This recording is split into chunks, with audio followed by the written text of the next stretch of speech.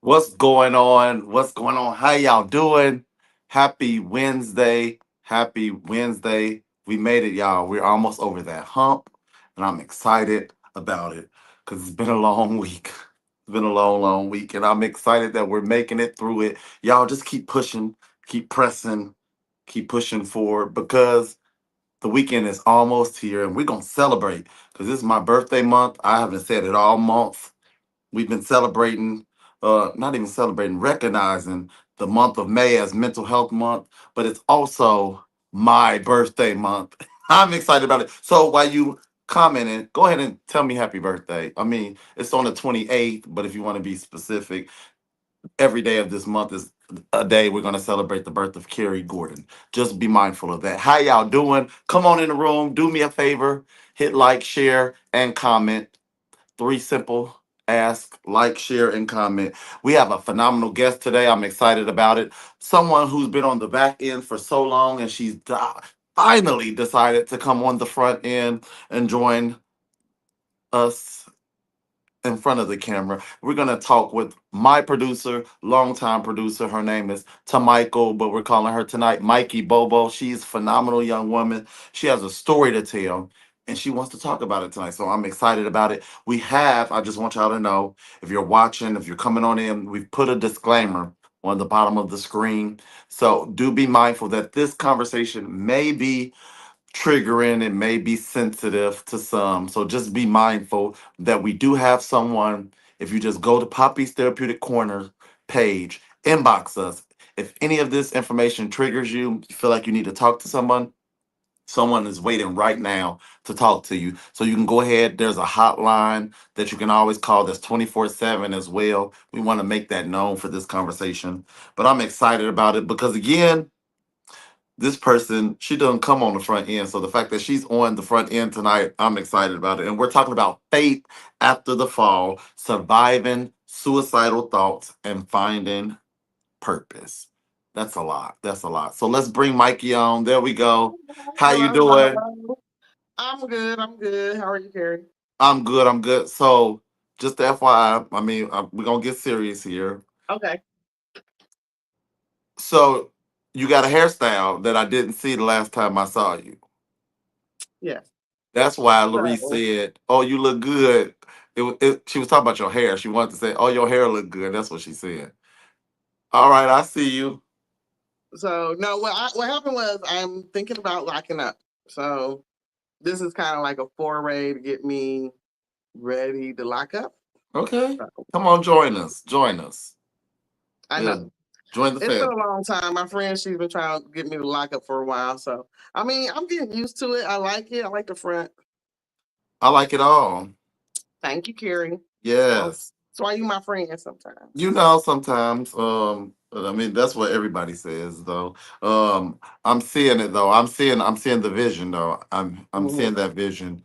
You being in the Lock family, and I'm gonna tell Tawana, just FYI, I'm gonna put her name up there. I'm gonna tell her, thank you, Charisma. Thank you, Charisma. She in the Um, other room. she in the other room. I just want to say thank you to her. But I'm gonna tell Tawana that Mhm. I get the discount because I referred you. You did, man. I've been knowing Tawana for 35 years, so that would not. You cannot refer me, sir. No, I'm just I saying. knew Tawana when she didn't have locks. So Oh, okay. Well, me too. If that's what it takes to get the referral. Oh, Jay said okay. Hair. thank you, Jay. Oh, Yes. Jay, hi, Jay. So I'm excited about this conversation. Again, we're talking about surviving the fall after the fall, suicidal thoughts, and finding your purpose. I'm excited about this conversation. Not so much about the topic at hand. I'm even more excited that you're on the front end, and I keep saying that people don't Mhm. understand. You don't do this front end piece. So, what is this feeling like right now? Like, what's happening? Well, so actually, I don't do front end anymore. I Mm. used to be a co-host on Channel 5 actually for a TV show called Why Did My Mind Go Break? Issues. It was called Issues.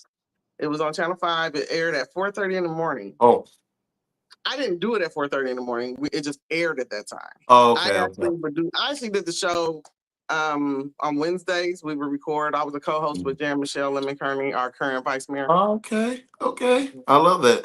Don't Yeah. don't don't come on here resume dumping though. We're not doing that. Doesn't happen on this platform. No, Only one that's doing resume that is me. dumping is going to happen because that's my purpose. Oh! Look at God. Do you see how she tried to?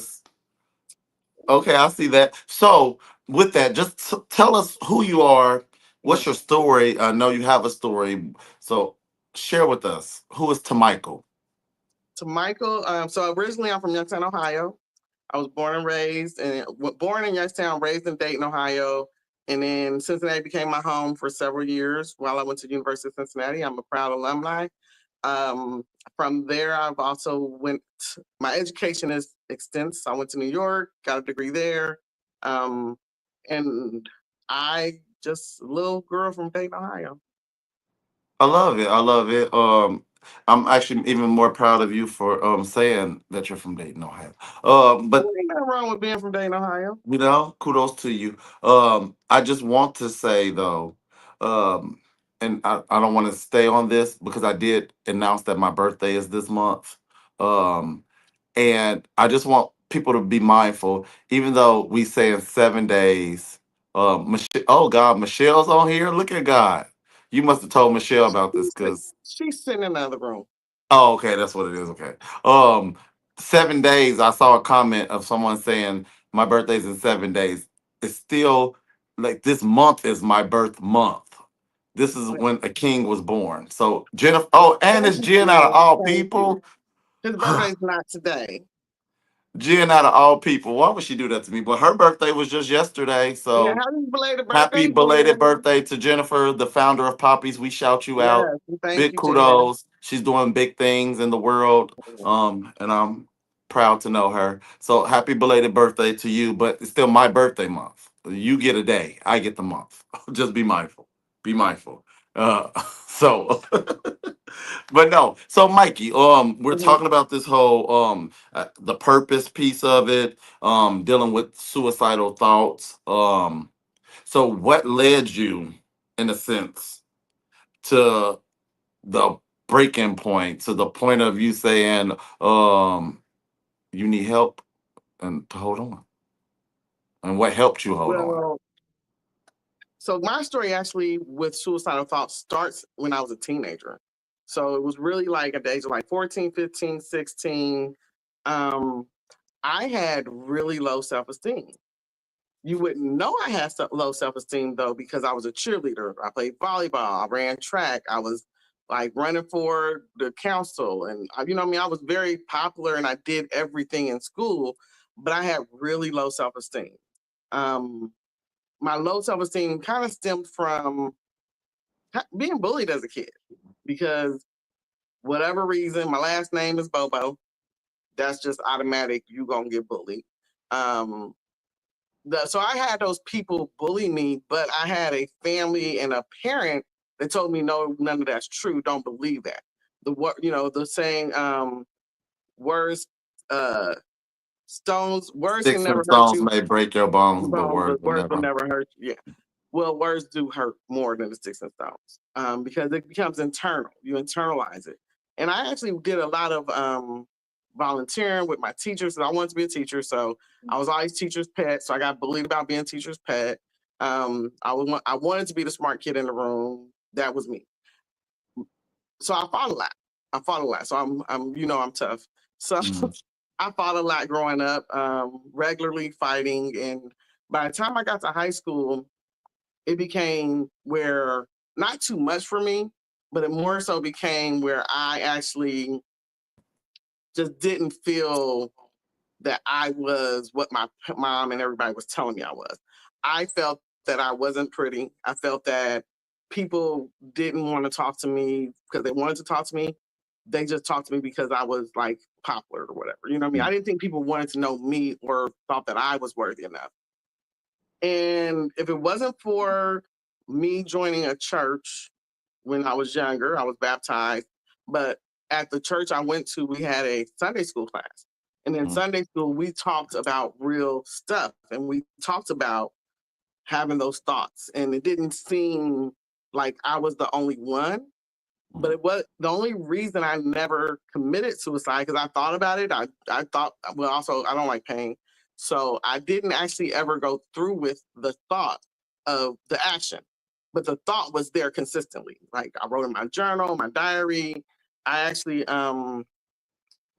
church is what saved me because I knew that it was a sin to commit suicide. And that was the only reason I didn't go through with it ever because I knew that that was the ultimate sin. Like God gave you life, you have to live it. But it didn't stop me from having depression sometimes. It didn't stop me from feeling like I wasn't enough. And that was low, just low self-esteem. So during that whole time, so I mean, your teenage years, you're Mm-hmm. dealing with this, you're battling with this. Did you find support? I mean, you found the church. So within the church, like, did you find like a person, like, or a ministry in a sense, like an outlet? Like, what got you to the point to say, like, I mean, I get you saying like it was the church piece, but was it a piece of like, I mean, the Bible told you, the sin stuff and that it's a sin to commit this, but was it something that like grasped you in outside of the word, like to Um, have that outlet, like, because I mean, like, it's one thing to know it, you know what I mean, but when the pressure is on you, and like sometimes that stuff goes out the window, but you were you never in a point to like forget what I know. This is where I am, and this is how I feel emotionally. Like I'm broken, but it was the dance ministry that like the women being around me and they took me on trips and made me feel like value or whatever the case may be. I'm it was really our Sunday school. mm, Because we had a teen Sunday school, mhm. and I'm still good friends with everybody that was in my Sunday school class because we were really raw and open in our Sunday school class. I don't know that I ever told them I thought about it. However, there were lessons about it. So when I went home and I struggled, I knew what to rely on in the Bible. Because the thing that at the front, you know, mind you, I'm like work at the church and don't know what the thing, the one where you can look up anger or Like the depression. content, the table of Well, it tells you oh what no, scriptures to go to oh the for. back, like the concordance piece of it, Yeah, like that yeah. kind of like breaks Mhm. down. So that would help me. And then I had two really, really close friends that we talked about everything. So they Mm, knew that I had thought about it. But they were able to, kind of encourage me and support me. And ironically, over the years of my life, the thought has come back up. So it mm, wasn't just in high school, it mm, continued off and on throughout different stages of my life. And when I look at it as a pattern, it seems like it was during either stages of transition, stages of not knowing what was next, because I did grow up in a space where I knew what I wanted. I knew what I was going for. I knew I what I wanted to do in life from when I was really young. So I always had goals and I always knew what I was wanting, what my purpose was. But there were moments where it didn't seem like the purpose would happen. There were mm-hmm, moments where it seemed like I wasn't enough. I was not gonna make it. I was struggling. I was just broke down physically, mentally, and I just didn't have any more to give. But I also felt no one else get, cared about me. Now, mind you, a lot of people know that I have like one of the most, I'm with my brothers and my family all the time type situations, but I've never felt I've never felt so alone in a room full of people, mm, because that's really what I was, and that's what depression is. Most people won't know that you're struggling with it because we wear a mask. We make sure we show up and we make sure we are presenting and we're there, we're engaged. Like no one would ever know that the night before I was on my hands and knees, like don't want to be here anymore. Yeah. And I think a lot of people just don't see that in you. Mm. So So like, because I kind of want to jump back. I know we yeah, have these questions, and I do want to stick with it. So at 14, in your teenage years, where did that? Do you know where that thought came from? Like, do you know? Like, I get like the bully piece of it, but the fact of like, I don't want to live anymore. I don't want to go through this hurt anymore, but I'm also contemplating like how to get myself out of here in a sense. yeah. Like also the suicidal I thoughts. Like, do you know like had you like experienced like I don't like I mean like no, is it it's like just the only time I can remember it is when I was a teenager, Mhm, and I just remember knowing like you can't do this because mhm, it's not right. And then I believe when I got, more involved with some stuff at school and everything, I got to a point where I was able to not care what other people thought. mhm, And that's kind of what got me through like those high school years. Um, I really truly believe that for me, it was that was the starting point. And then from there, I eventually got actual therapy help mhm, because at the beginning, I love I love prayer. I love my faith. I'm mhm, wholehearted in it. But I truly, wholeheartedly believe God put therapists here for us to get through those mhm. other things that we don't know how to get through. Yeah. And I can't say that I've never been diagnosed with that depression. I've never been diagnosed with any actual sorry. Can you still hear me? Yes. Okay. I've never been diagnosed with any depression or anything like clinically diagnosed, but I knew innately that I needed more help. I wasn't going to make it through. Like this is Mm, not going to, be okay for me. Um, so ultimately I got therapy. I got mhm. help. I don't know what caused it. I don't know where the thoughts came from. I had them. And I definitely, I'm reading the comments on, but I definitely, Definitely. I, I I just had the thoughts, and I knew that they were pertinent, they were important, and I would put them in my diary. Like I love to write, so I had my little diary. Um, like I had that, and that was really one of the things that helped me is writing it down, talking to somebody. But I didn't seek help probably till I was in my had to be my late 20s, early Mhm, 30s. Like even though I would have the thoughts, off and on throughout my life, I never got therapy help until I was just like, okay, you're in a place. At one time, I was on medication, and then one of the side effects of medication was depression. mm. And I had to go to my doctor, like, oh, you're going to have to take me off of this because I'm already a person that has depression at Yeah. times. And then you're going to put me on medication that's going to make me even worse. Like, yeah, this not going to work. But I knew I So needed help. So with, I mean, because you said you went to the therapy piece in your adulthood, and then the church played its role in a sense in your Mhm. like latter teenage years. So with your faith and stuff, and you saying like you came out in a sense knowing your purpose, like even with that, like how'd you draw a conclusion on that? Like how did that come about? Like was it because the cheerleading and then you doing the running for office and school and stuff like is that the things that help you find your purpose, but even in that still dealing That's with a the good question. Ironically, and it just when you just asked me, it came up. I went to this camp in the 10th grade, 11th grade, yeah, 10th grade, summer of 10th grade. I went to this camp. It was called Camp Minnewanka. It was in Michigan. It was leadership camp, but the leadership camp has like four pillars.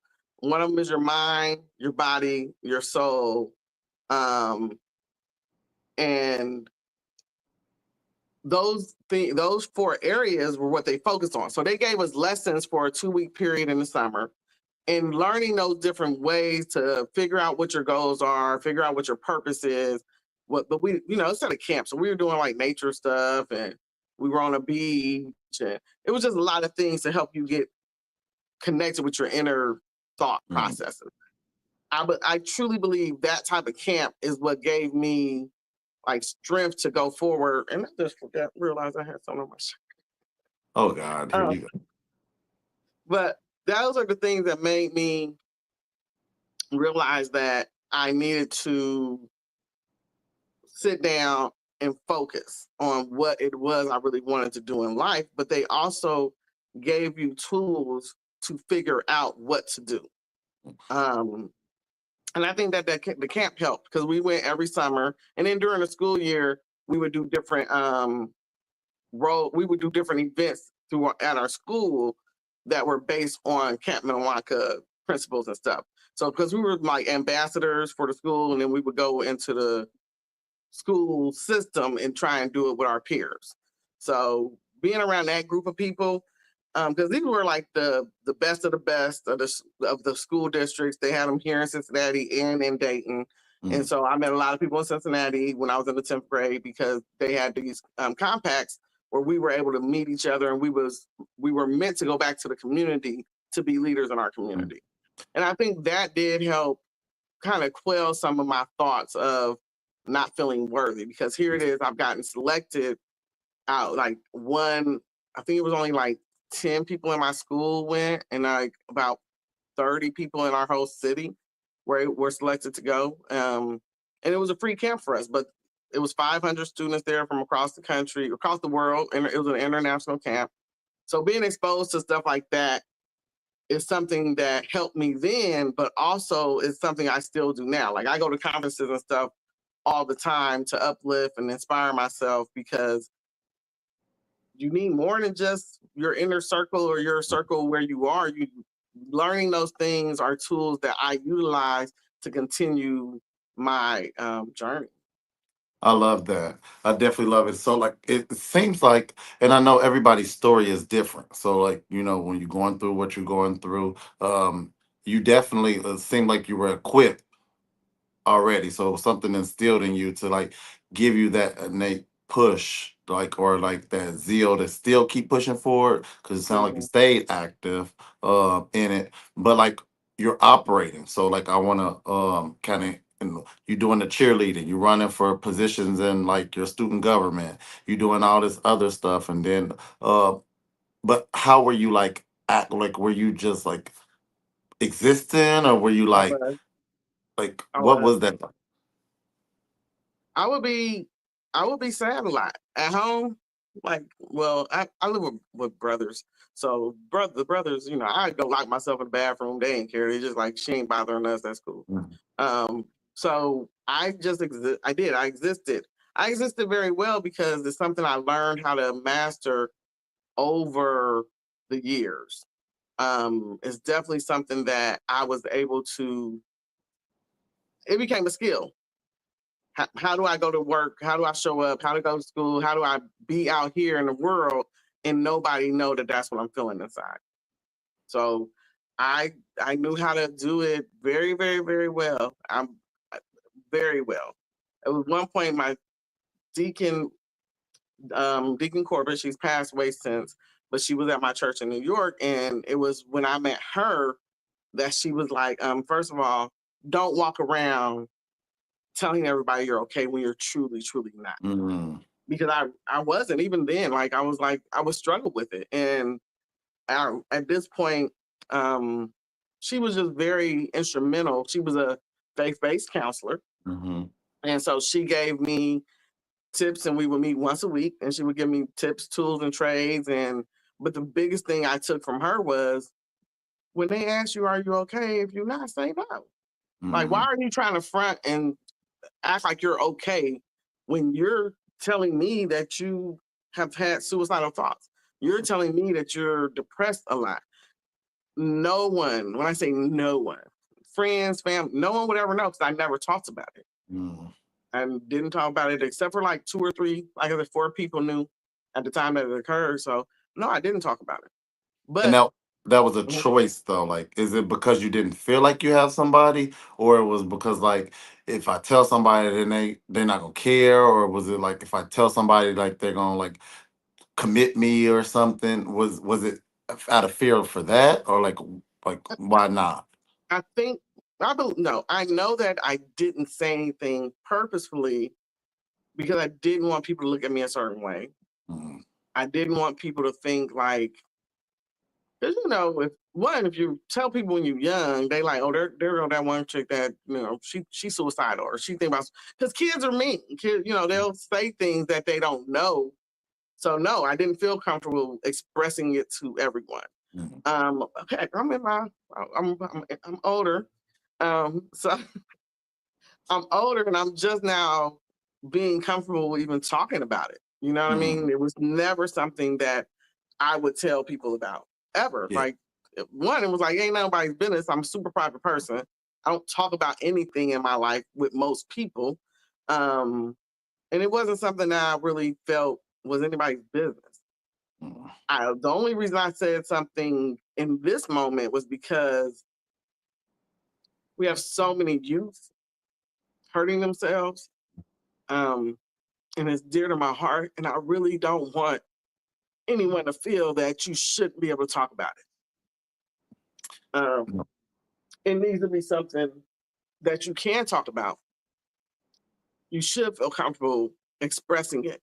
You should feel comfortable telling your family, because mm, then your family can support you. Not like, oh, is she okay all the time? Like, don't ask the person that, because then that's irritating. But there's a way that people can be of support if they know what you're going through. And in this situation, people who are depressed, who think about suicide, they're not going to tell people, because why should I? Like, that's it's private. It's something that it's embarrassing to look. However, we're in a day and time where it's not necessarily a bad thing to say or mm, do or let people know you've experienced, because if you can tell someone that you're going through it and they're able to help you, you can then go back and help someone else mm. and give your story and give your purpose. I definitely love that. I think what I got out of that is definitely to hold, like, recognize that there's help out there, and even if the people that are around you aren't like currently those who you think can help, there's helplines out there. There's people that don't even know you from, there's help like hotlines 24/7 that you can call. Mhm. This organization, the platform that's allowing us to have this conversation now, is an outlet. To Yes. call. That number's there. There's people, resources there for you. Because that's not the end. You have more story to write. So keep writing your story. Don't allow what your current situation is, because that's what I'm getting from you. Don't allow your current situation, the things that you're experiencing now, to grab a hold on you, recognizing that Mhm. it's not your end. You have more to go. So, like, that's not your end. Don't allow it to be your end. Keep pushing forward, fight through it, and then know that there's people that will fight with you. Yes. You have to fight. There was a point in recent years that I was really sick. It was back in 2018. I got really, really sick. Um, but after I got sick and I was sitting in the hospital for days, I realized that I purposely was doing things that would harm me. Now, mind you, I wasn't committing suicide, Mm, but I was, like, when I say going in on certain foods, I was doing, like, I literally just didn't care. Like, I was like, I don't care. I know I was showing up to work looking crazy because I didn't care. Um, I just, I didn't care. I didn't care about being here. I didn't care about work. I didn't care about anything. So mm, basically, I just was giving up. mm, But I was still coming to work. I was still doing all the things, but I mentally was giving up. And it took me being in the hospital. mm, Literally, the doctor saying, if you hadn't came in the last 3 hours, you would have been dead. took me being in the hospital for me to be like, you don't want to die, dum dum. Like, what is wrong with you? Like, you were doing things to purposely almost put yourself in a state where you would have not committed suicide, like with an actual tool or something, but I was slowly over several months doing things that put me in the hospital. And it took me being in the hospital to be like, oh, wait, this is not what you want. This is not where you want to be. Like, and ever since then, I have literally I do everything I can to be like, God, I want to be here. Even if a inkling of the thought comes into my head, I'm like, nope, that's not what we're doing. But when I recently, right after that, got a really good therapist. She is the bomb doc. When I say she amazing, she taught me how to deal with my triggers. She taught me how to deal with, I love, she taught me how to just deal with my life and whatever was facing me. And so I go into every day with her knowledge, with my prayer, with what I know I need to do. That I know I have a purpose. I know I have a calling on my life. I know that I have something that God put me here for, because at any one of those times that I thought about suicide, I could have been gone. Because all I had to do was act on one of them, and that would have been it. That's because that's all it takes. That's all it takes. All it takes. It's that one time. Yeah. But so now that's my healing journey, is that I'm now here and know that my purpose is to help people, one, but also do what God's called me to do, which is help people just with my knowledge and the things that I know how to do. And that's what I focus on now. I love it. So it's basically activating your purpose, living in your purpose. That's what's fulfilling, to help you push through even when those thoughts come in. Because we have to remember, even on the spiritual side, and I get everybody's not there and we have all different beliefs. But you have to believe in something greater than yourself, in a sense. Just recognizing that you fight against spiritual wickedness in high places. And when those thoughts and when those things are able to infiltrate, you have to go into spiritual warfare, in a sense. You have to go into a battle and in a sense tap in. And I get it. I love the tools, because you have other resources to help you work through that. So like you're saying, counseling, journaling, self-care, whatever the case may be, any of those things, use those tools, but also recognize too the spiritual warfare that's behind that thing. So you want to stay prayed up as well, and like you said at the beginning of it, like your church piece of it, staying connected to faith, having that surrounding too can help elevate you too out of a low place.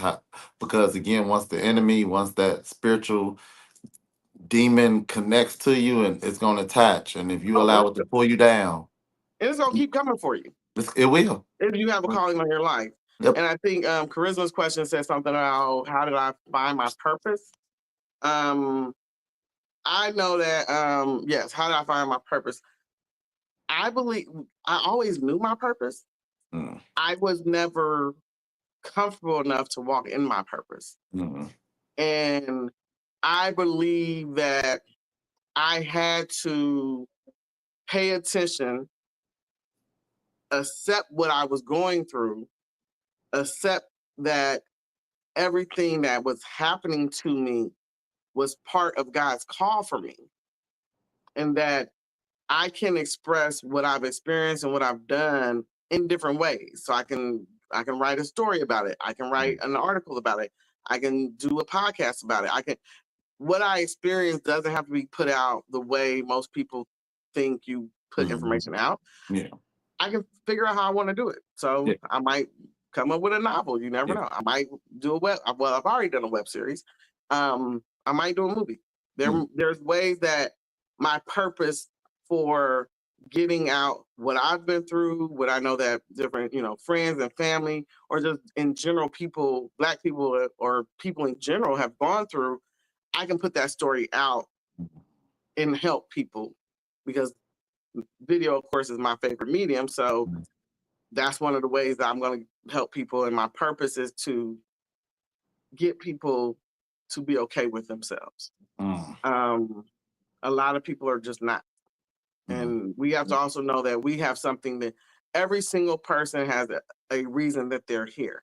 Every single person is a reason that the world goes round. And they need to know that if your one part is not here, somebody else is not going to benefit or get their blessing. That's If it. you don't do the one thing that you're supposed to do, Mhm. that might stop someone else from where they're supposed to do. Yep. And I live in that every day. Like, because I'm tired a lot. So when I'm Stay tired, I tired. just say, Stay tired. I say, um, okay, if you don't go, what might happen if you don't? Mm-hmm. You have to think about the fact that your life is just not for you, but it's for other Mm-hmm. people as well. But then remember, you got to remember you too. Yep. And that's something recently I'm trying to learn because I give a lot and I forget to take care of me. Say So, something to you. yeah. And then I definitely, so there's two things. So I want you to, I asked every guest what you know, No. because you normally And I know produce this, but this. why I didn't Uh, think of one before I came? Yeah, so I do want you I'm going to ask you one more question, but before we get off, drop that gem to help us get from today to next week. So start putting your mind around that. But I also want to say, you were saying something previously. Be mindful that you are the author of your narrative. You're the Oh, author of your story. that's my That's gym. my gem. Yes, so that's my gem. That's my gym. I don't drop them. So, but you are the author. So remember that you're the pen to the paper and you're writing your story. What do you want your story to look like? Again, whatever you want it to look like, you're writing it. I'm reading it, but you're writing it. And if you want to be wherever you want to be, write it. But remember that this is not the end. Help is there, resources there, people are there. Like Mikey said previously, we're not in a time now where it's kind of like a stigma or it's not like a taboo to talk about it. We're talking about these things now, and it's okay. We're gonna, thanks to Poppy's Therapeutic Corner, we're gonna even create platforms to talk about this because it's open to like we're in times now where people are hopeless, but we want you to know that there is hope. There's so I don't want to cry like Mikey did because I don't cry. It's like I'm just saying no, I do cry. Wait, did you just try and play me because I No, cried? I'm just saying no. I'm just saying like I don't want to because I don't. I saw you reaching for I'm tissues. a, I don't have them either. I know, and So I didn't bring that in here. yeah. I didn't think I was gonna No. cry. Yeah, so I don't have any either. So I had to make myself laugh so I wouldn't go there. That's what happened. I'm sorry. I apologize. But yeah, so there are resources out there, and you are the author to your narrative. But Mikey, my last question before we get off, and again, thank you so much for joining us. Y'all, we are here every week. We did a special time this week at 6, but we're here at 6:30 next week. Phenomenal guest, y'all. But before we get off, what would you say to someone who feel like they're out of options right now? Mm. Call somebody, get help. Like, don't be afraid to express what you're feeling. The biggest thing I can say is I vent regularly. When I get irritated, I just call someone and I start venting. So yes, call the suicide and crisis lifeline. One, contact your local, contact your church, just tell a friend, tell a teacher, tell a coworker, tell someone, and then don't be afraid to tell them why you're feeling that way. Because a lot of times, if you go, so when I first would go to therapy, I wouldn't. I know my therapist was like, "Girl, I don't care if you talk or not. I'm getting paid." But when I would get there, I would like tell her stuff, but I wouldn't tell her everything. Mhm. And she'd just be like, "Okay, we'll see you next week." And then when I finally like just told her everything, and she was just like, "Yeah, I knew you weren't telling me everything, but like it's up to you what you tell someone, Mhm. and you can only get the help you need if you tell everything that's going on with you. Because if I only tell part of it, I'm only telling enough for them to help me with that part, and it may be a layered situation that there's four Mhm. things wrong or four things you're experiencing. And if you don't tell someone all four things, you're not going to get help with all four things. Yeah, So, I definitely hear you. I definitely hear yeah. you. I said work your process. Because even with your process, be mindful that like it took you some steps to get there in a sense to like be ready to expose all four. Mhm. But you definitely want to work your steps, like open up. like however you open up. If you got to go and just sit there and look at the person for a session, until you're comfortable enough to say, well, maybe I can trust this person. Maybe I'm ready to open up. And that's what it Yeah, was. work your process, but work it. That means you put it into action. Start it. Um, Call that number. Call that person. Call that auntie. Whoever the person may be, whoever the pastor, whatever the case may be, whoever a trusted person to just open that up Hmm. and work your process. I And love work it. it. Work And the work process. it, work it, work it. So, Mikey, before we get off, drop that gem for me, because we need something to hold on to. You've done phenomenal. Um, Again, this not again, apparently not your first time. You the pro at this. I'm trying to learn from you. But at the end of the day, like, thank you for joining us because you did that, and thanks for sharing your story, for coming thank out you. on this platform because it's the first time that you've done it. So I thank you for utilizing Poppy's Conversation Corner to tell your story. So y'all share this, heart it, and like it. Yes, I'll say that. Well, I thank you, Kerry, and I want to thank. I want to do a shout out my associate producer. She just came in today, Angie. Ooh, She's doing Angie. it. She's taking my place. I appreciate her because I was like, I don't know that I can tell the story and run the show too. Um, but I will say the gym I want to leave. So it's a twofold gym. Trust God. That's my first gym. Trust God. I trust my faith. I want everyone that is a believer trust God. He will get you through. Period. Um, the other gym that is for in general, don't be afraid to tell your story. Tell someone your story.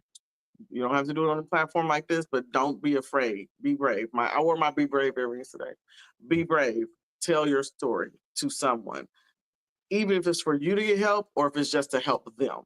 Someone else needs to know if you've experienced something or if you're going through something and get help because it's definitely what you need. I If you love, have issues with depression, suicide, or anything that's going on with you, there are so many people out here that can help. So just seek out that help. I love it, y'all.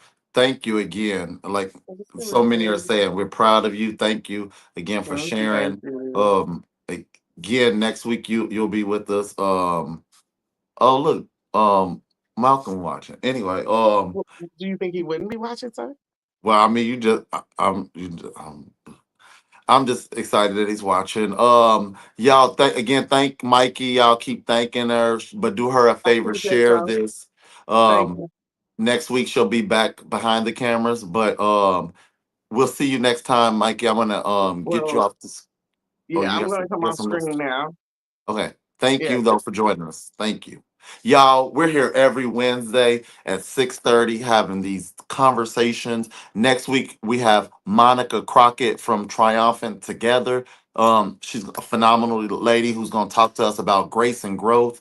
I'm excited about that conversation. We're here next Wednesday at 6:30 p.m. Y'all, we are Poppy's Therapeutic Corner. Visit our website. Follow us on Facebook or Instagram, our YouTube.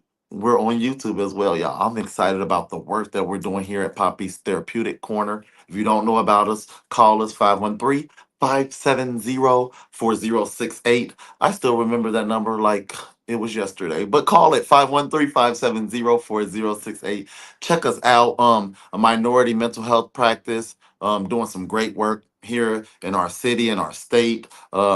Just trying to make a change. I believe our leadership team, we're change agents, and that's what we're doing, trying to make some change in our society and our world because it starts with you. So, y'all, again, we're here every week. Love y'all. Y'all be blessed. Share this video, share it because it was a great conversation and somebody needs to hear this. But I'll see y'all next week. Y'all be blessed. Love y'all. Love y'all. Love y'all.